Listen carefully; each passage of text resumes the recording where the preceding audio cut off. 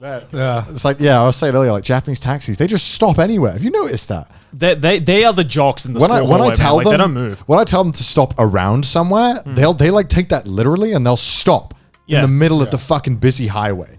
And they'll be like, all right, here you are. And I'm like, bro, what are you doing? Get to like a side road or something. If you don't specify, like, can you stop like down the road? If you just say stop, they'll be like, okay, stopping. Yeah, they stop. That's what I realized. Yeah. If I say like tomato, I'm like, we're in the middle of an intersection. Maybe you should like move forward a bit. He did that when we went to we had ramen last week, and then he stopped at the intersection. Yeah. Just stopped. And I'm like, I'm not getting out of the car. We're in a fucking intersection.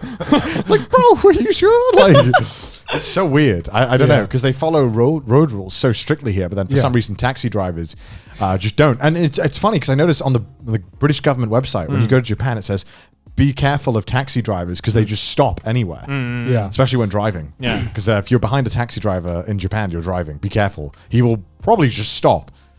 Like full force, just full. It's crazy. Yeah, it's like the road rules or like who has the right of way kind of confuses me sometimes. And okay, zebra crossings. Oh yeah. Zebra crossings in every country have a different meaning, and I don't know what it means in Japan. Like, okay, so to explain, in the UK, if there's a zebra crossing, the pedestrian always has the right of way. Yeah. Like, you never need to fear for your life if you're near a zebra crossing. You're taught to stop. Like, as a driver, you stop even if you see someone walking near it. Yeah, like exactly. slow down. Yeah. Exactly. But, you know, in like Southeast Asia, zebra crossings mean nothing. It's a suggestion. It's a suggestion, right? In Japan, I don't know what it means either. Sometimes they stop. They're supposed to stop, but they don't. I've had instances though where I've stood like at the front of the zebra crossing, right, waiting They for won't people stop. to stop, and like 5 cars just pass by. I'm like, can I go? You have to like start walking in and then they'll stop. So I've realized, like, I'm playing fucking chicken. I've got to just walk in the road and be like, halt. I have the right of way. Cease. Yeah, cease.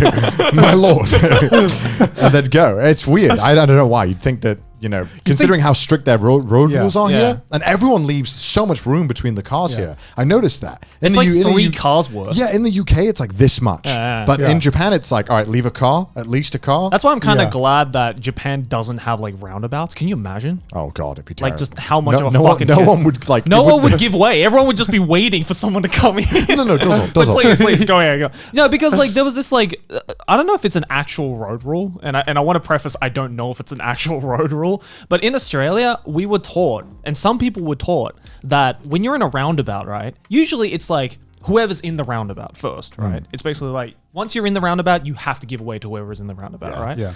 But in Australia, some people were taught that like, oh no, you always have to give way to the person on your right. And I'm just like, but then what if there's 4 people at the roundabout?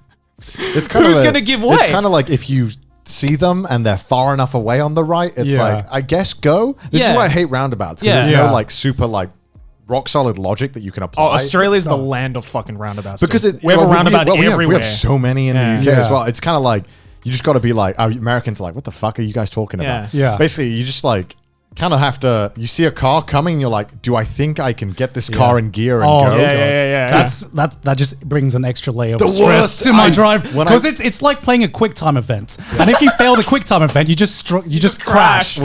Joey drives automatic, so he's lucky. God, the worst part is because you obviously have to stop most of the time in the roundabout, so you're like you're not in gear. So you're like, you see a car and you're like, I've seen this car. I have to quickly decide whether I can get in gear and go. And if I'm fast enough to not make that guy slow down too much, because it's just a mess. Oh, yeah, dude. It's easy for me because I just like, can I make it? Yeah, I'll just floor it. I'll just press the go pedal. Yeah, I'll press the go pedal and just get in.